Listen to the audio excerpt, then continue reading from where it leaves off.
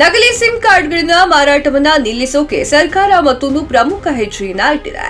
ಹೆಚ್ಚುತ್ತಿರುವಂತಹ cyber ಕ್ರೈಮ್ಗಳನ್ನ ತಡೆಗಟ್ಟಲು ಸರ್ಕಾರವು sim ಕಾರ್ಡ್ಗಳಿಗೆ ಸಂಬಂಧಪಟ್ಟಂತಹ ನಿಯಮಗಳನ್ನ ಮೊದಲಿಗಿಂತ ಹೆಚ್ಚು ಕಠಿಣಗೊಳಿಸಿದೆ. ದೂರಸಂಪರ್ಕ ಇಲಾಖೆಯು ದೂರಸಂಪರ್ಕ ಕಂಪನಿಗಳಿಗೆ ಡಿಜಿಟಲ್ ಸಮಗ್ರತೆ ಪರಿಶೀಲನಾ ವ್ಯವಸ್ಥೆಯನ್ನ ಜಾರಿಗೆ ತರುವಂತೆ ನಿರ್ದೇಶನ ನೀಡಿದೆ.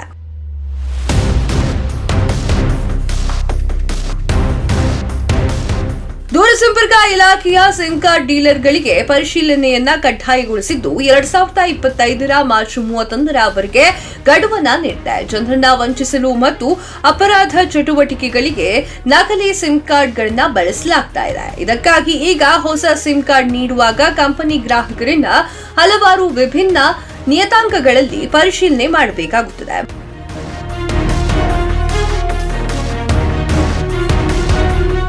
ಮಾರ್ಚ್ 31, 2025 ಒಳಗೆ ಬಯೋಮೆಟ್ರಿಕ್ ಪರಿಶೀಲನೆ ಮಾಡುವ ಮೂಲಕ ಡೀಲರ್ ತನ್ನ ಡೀಲರ್ಶಿಪ್ ಅನ್ನ ನೋಂದಾಯಿಸದಿದ್ದರೆ ಅವರು ಫೆಬ್ರವರಿ 1, 2025 ಸಿಮ್ ಕಾರ್ಡ್ಗಳನ್ನ ಮಾರಾಟ ಮಾಡಲು ಸಾಧ್ಯವಾಗುವುದಿಲ್ಲ. ಈ ನಿಟ್ಟಿನಲ್ಲಿ ಎಲ್ಲಾ ಮೊಬೈಲ್ ಆಪರೇಟರ್ಗಳು, ಟೆಲಿಕಾಂ ಕಂಪನಿಗಳು, ಏಜೆಂಟ್ಗಳು ಮತ್ತು ವಿತರಕರು ಸಾಧ್ಯವಾದಷ್ಟು ಬೇಗ ಪರಿಶೀಲನೆಯನ್ನ ಸಂಪೂರ್ಣಗೊಳಿಸಲು ಡಿಒಟಿ ಹೇಳಿಕೆಯನ್ನ ನೀಡಿದೆ.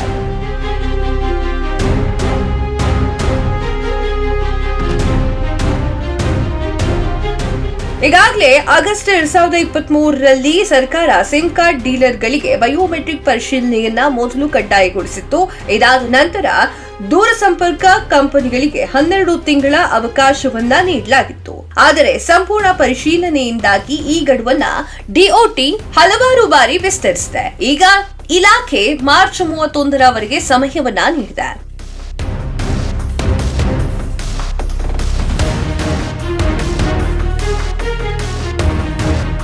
ಮೊದಲು ಹೊಸ ಸಿಮ್ ಕಾರ್ಡ್ಗಳನ್ನ ಪಡೆಯಲು ಮತದಾರರ ಗುರುತಿನ ಚೀಟಿಯನ್ನ ತರಬೇಕಿತ್ತು. ಆಧಾರ್ ಕಾರ್ಡ್, ಪಾಸ್ಪೋರ್ಟ್ ಮುಂತಾದ ವಿಳಾಸ ಪುರಾವೆ ದಾಖಲೆಗಳನ್ನ ಒದಗಿಸಬೇಕಾಗಿತ್ತು. ಅಷ್ಟೇ ಸಾಕಾಗಿತ್ತು. ಆದ್ರೆ ಈಗ ದೂರಸಂಪರ್ಕ ಇಲಾಖೆಯು ಯಾವುದೇ ಸಂದರ್ಭದಲ್ಲೂ ಕೂಡ ಆಧಾರ್ ರಹಿತ ಬಯೋಮೆಟ್ರಿಕ್ ಇಲ್ಲದ ಸಿಮ್ ಕಾರ್ಡ್ಗಳನ್ನ ನೀಡುವುದಿಲ್ಲ ಅಂತ ಹೇಳಿ ಕಂಪನಿಗೆ ಸ್ಪಷ್ಟವಾಗಿ ಸೂಚನೆಯನ್ನ ನೀಡಿದೆ.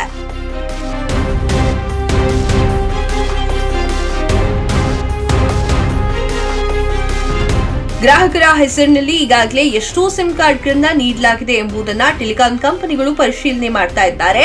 ಒಬ್ಬ ಗ್ರಾಹಕರು ಬೇರೆ ಬೇರೆ ಹೆಸರಿನಲ್ಲಿ ಸಂಪರ್ಕಗಳನ್ನ ಪಡೆಯುತ್ತಿದ್ರೆ ಕಂಪನಿಗಳು ಇದನ್ನ ಪರಿಶೀಲನೆ ಮಾಡಬೇಕಾಗುತ್ತದೆ. ಸಿಮ್ ಕಾರ್ಡ್ ನೀಡುವ ಮೊದಲು ಕಂಪನಿಗಳು ಗ್ರಾಹಕರು ಮತ್ತು ವಿಭಿನ್ನ ಕೋನಗಳಿಂದ ಛಾಯಾಚಿತ್ರವನ್ನ ತೆಗೆದುಕೊಳ್ಳಬೇಕಾಗುತ್ತದೆ.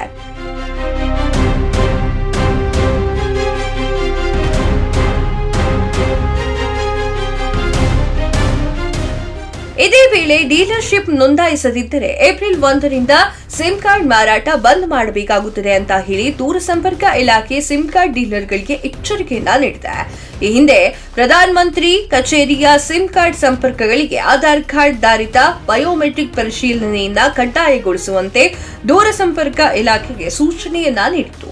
ಈಗ ಡಿಒಟಿ ಎಲ್ಲಾ ಟೆಲಿಕಾಂ ಕಂಪನಿಗಳು ಡಿಜಿಟಲ್ ಇಂಟಿಗ್ರೇಷನ್ ಆವೃತ್ತಿಯನ್ನ ಜಾರಿಗೆ ತರುವ ಸೂಚನೆಯನ್ನ ನೀಡಿದೆ.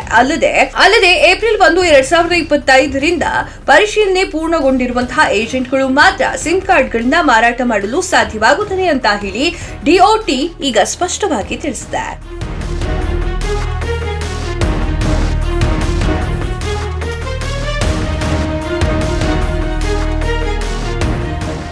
ಒಟ್ಟಾರೆಯಾಗಿ ಸುರಕ್ಷತಾ ದೃಷ್ಟಿಯಿಂದ ಸರ್ಕಾರ ಈ ನಿಯಮವನ್ನ ತಂದಿದೆ. ಇಲ್ಲಿಯವರೆಗೆ ಸರ್ಕಾರ 2.50 ಕೋಟಿ ನಕಲು ಸಿಮ್ ಕಾರ್ಡ್ಗಳನ್ನ ನಿರ್ಬಂಧಿಸಿದೆ. ಹೀಗಾಗಿ ಹೊಸ ಸಿಮ್ ಕಾರ್ಡ್ ತೆಗೆದುಕೊಳ್ಳುವ ಮೊದಲು ಒಮ್ಮೆ ಯೋಚನೆಯನ್ನ ಮಾಡಿ. ನಿಮ್ಮ ಹೆಸರಿನಲ್ಲಿ ಎಷ್ಟು ಸಿಮ್ ಕಾರ್ಡ್ಗಳು ಇದೆ ಅಂತ ಒಮ್ಮೆ ನೋಡ್ಕೊಳ್ಳಿ. Special desk, freedom TV.